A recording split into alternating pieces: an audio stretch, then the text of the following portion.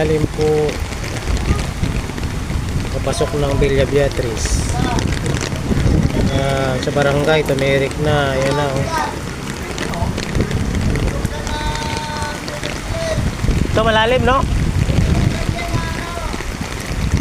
Ito umikot ang tubig, delikado to, manhole. Ayan oh. Ito malalim.